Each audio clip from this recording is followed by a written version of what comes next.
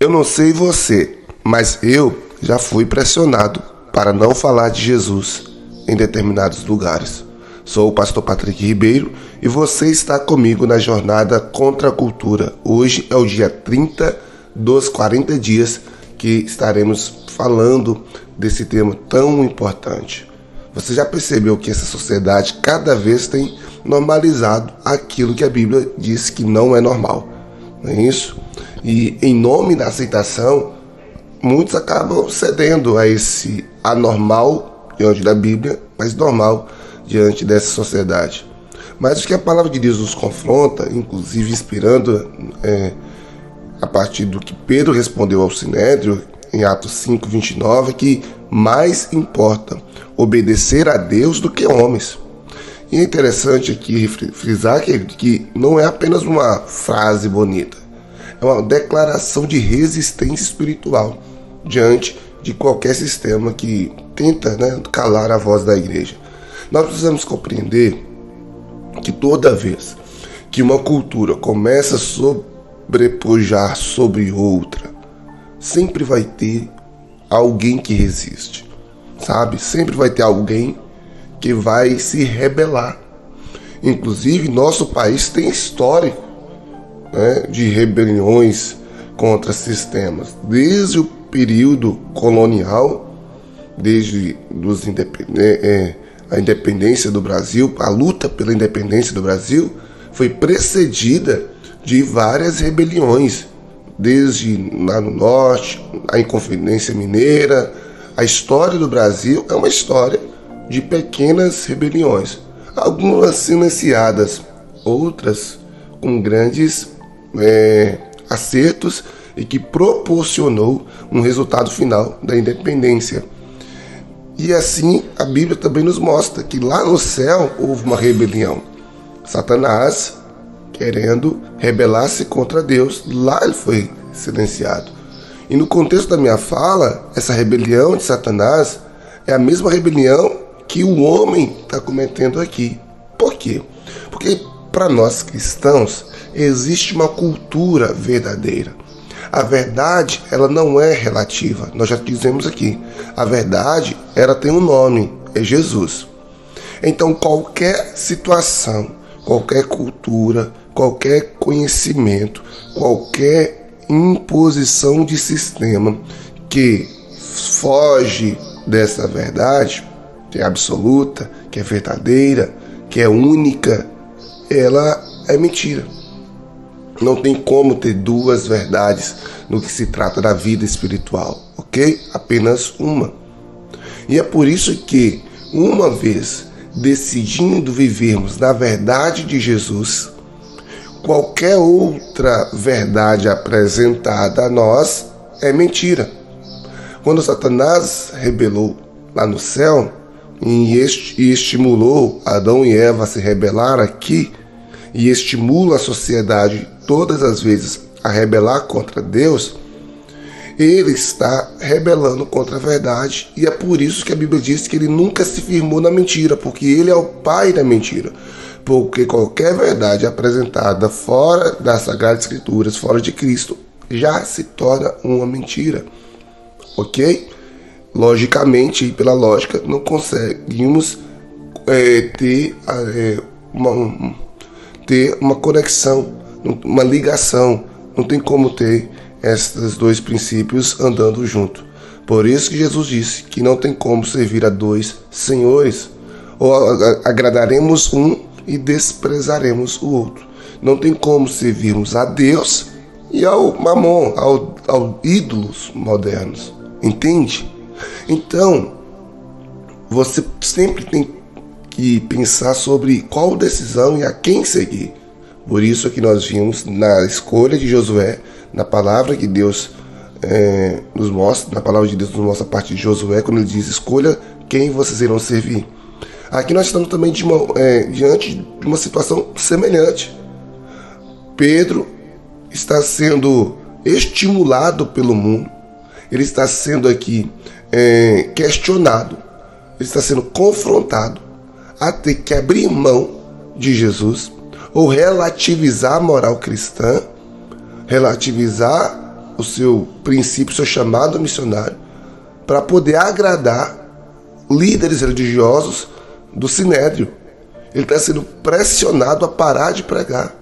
Mas diante dessa pressão, a mesma pressão que o diabo fez a Adão e Eva, que o diabo fez a uma terça parte dos anjos no céu e que eles caíram, a pressão que fez sobre Jesus para que Jesus pudesse prostrar e adorá-lo, servi-lo, ok? Pedro está aqui em uma pressão: ou para de falar de Jesus, ou nós te matamos, ou nós te punimos. Mas qual foi a resposta? Antes devemos obedecer a Deus. A obediência a Cristo custa caro, meu irmão. Entenda isso. E esse preço é alto. É a amizade, é a oportunidade e até mesmo a liberdade. É só você olhar para o livro de Atos e vai perceber que muitos dos nossos irmãos morreram por não abrir mão desta verdade, sabe? Só que se o preço para obedecer a Deus é alto, o preço pela desobediência é muito maior. Se o preço pela obediência a Deus leva à morte física, o preço da desobediência leva à morte espiritual.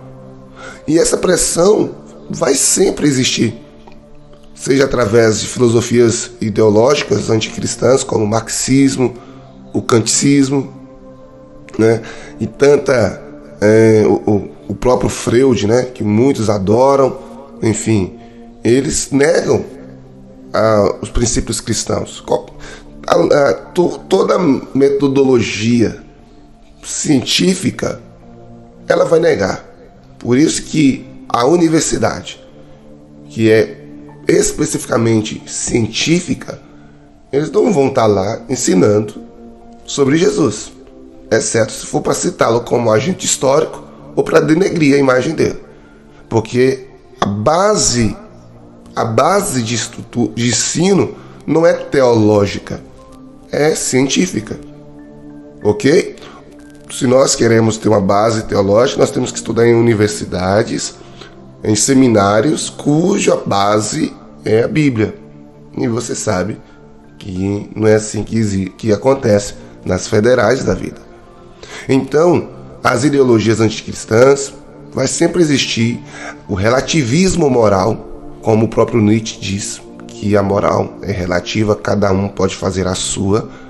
Então, até mesmo a mídia, vocês vão observar que dos programas de TV, gente, a maioria, quase que todos, tirando os canais evangélicos e até mesmo católicos, vai ridicularizar a fé, vai exaltar o pecado nos Big Brothers da vida, das casas dos artistas. Aí fui longe agora, sabe? E é por isso que a gente precisa entender, a pressão vai existir. Filósofos como Antônio Gramsci, que já defendia que para tomar, sabe, para conseguir fazer a revolução, teria que ter uma tomada cultural, destruir os pilares cristãos da sociedade. Eu já falei, repito, o mundo é movido por mentes pensantes.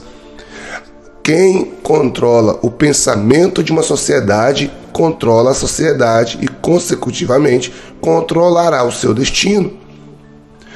As mentes pensantes do mundo não são cristãs. Então, é por isso que nós temos que sempre estar firme. Pastores como Dietrich Bonhoeffer, ele vai dizer que nós precisamos ter, né, essa resistência, até porque ele resistiu ao nazismo, né? Ele vai dizer que a graça que não custa nada é uma graça barata. A verdadeira graça exige a obediência, irmão, e uma obediência radical. Só que nós lutamos contra a pressão externa, que é toda essa que eu comentei aqui, mas também lutamos contra uma pressão interna. Por quê? Porque, como eu já citei lá no início desses devocionais, nós temos psicologicamente um efeito chamado efeito de conformidade, sabe? Que é essa tendência natural do ser humano de seguir grupos. Então, assim, para se adequar ao grupo, ele se conforma, ele é obrigado a se conformar, e é natural isso. Porque primeiro que o ser humano, ele só se torna um ser humano completo a partir da interação da sociedade. O ser humano, ele só se desenvolve por meio de interações. Então, é necessário interação para que eu desenvolva. E a partir desse momento que essas interações, elas acontecem com uma sociedade onde cristã, naturalmente esse efeito atua no meu cérebro para que eu me adapte. E é exatamente isso que a cultura secularista exige, que nós nos conformemos. Mas Romanos 12 diz para não conformar com este século. Paulo, mesmo sem estudar psicologia, por meio do Espírito Santo, já tinha nos alertado. Lute contra o efeito de conformidade que atua no seu cérebro. Irmãos, em nome de Jesus, está na hora de tomarmos as decisões. E esta jornada é para isso. Obedecer a Deus é dizer não a qualquer proposta que corrompa a sua consciência, meu irmão. Resistir à mentira, mesmo que todos estejam aplaudindo a falsidade. E não se curvar às pressões sociais ou até mesmo religiosas que distorcem a verdade do Evangelho. Você está em uma congregação que está pregando mentira, não fique. Sabe, não fique. A lute para mudar. Dependendo do tamanho do sistema, você não vai conseguir mudar a estrutura. Então é melhor você mudar. Eu sou um pastor que repudio essa alternância de igrejas, de denominações. Essa coisa de ficar pulando de igreja, eu sou alguém que repudio, não vejo legal, não acho isso legal, não aconselho que façam. Mas antes você mudar de igreja, eu prefiro que você mude para uma igreja bíblica, cristocêntrica, do que estar lutando contra a maré, morrendo aos poucos, comendo comida envenenada em ambientes espirituais tóxicos, ambientes espirituais que não te fazem crescer. Converse com a sua liderança, aponte os desafios que está encontrando lá, não saia sem dar um feedback, porque muitas vezes a mudança vai acontecer por você nesse ambiente. Em amor, em oração, senta com seus líderes, coloca, dê oportunidade de mudança, insista, mas chegou um momento que percebeu que não houve mudança, mesmo você falando reiteradamente, então lá não é seu lugar. Procure uma igreja bíblica, não uma igreja mais próxima da sua casa. Ah, não, tem uma igreja aqui perto de casa, é bíblica. Se você conseguir uma igreja cristã, bíblica, que tem Cristo como centro, que prega renúncia, sabe, que não está atrás de números, que não está atrás de dinheiro, que não está atrás de todas essas parafernálias de modismo que tem inventado, mas prega o evangelho genuíno, simples e puro, ok. Mas se não, caminhe uma légua, 2 léguas, como diz o povo, né?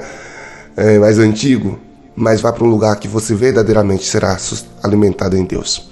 Irmãos, hoje o nosso jejum será exatamente essa questão de alimento. Você vai tirar uma refeição. O café da manhã, não sei se vai conseguir tirar, mas ou o almoço ou o jantar, ok? Para que você possa orar pedindo a Deus ousadia, irmão. Toda vez que você sentir fome, lembre-se que a sua alma precisa mais de fidelidade a Deus do que seu corpo precisa de pão. Porque Jesus já nos declarou, nem só de pão viverá o homem, mas de toda a palavra que procede de Deus. Quero orar por você, Pai, em nome de Jesus Cristo. A pressão vai aumentar, Senhor. O Senhor disse, por se multiplicar a iniquidade, o amor de muitos esfriaria, mas que não seja o meu, que não seja o amor dessa pessoa que está nos ouvindo. Pai, em nome de Jesus, hoje é o 30º dia. Dia 30, a contagem regressiva dos 10 dias para o final da jornada começa hoje. E nesse processo final, nessa etapa final dessa jornada, a minha oração, Senhor, é que o Senhor trabalhe, trazendo força, um espírito de resistência. Pedro resistiu. Essa semana falaremos muito disso, de resistência, de escolha. Ontem, como nós mencionamos aqui, Senhor, a partir da palavra de Josué, hoje por meio do exemplo de Pedro, amanhã sobre o exemplo de Daniel e os 3 jovens da fornalha falaremos amanhã. Então eu oro para que o Senhor nos dê resistência, força contracultural para poder, ó Deus, vencer os desafios em nome de Jesus. Assim eu oro e te agradeço. Amém e amém. Que Deus te abençoe e retornamos amanhã. Falaremos sobre os 3 jovens da fornalha, Daniel capítulo 3. Já recomendo que você possa estar lendo e eu tenho certeza que será uma bênção. Gente, resistir até a morte. Essa é a palavra de Deus para nós. Tchau.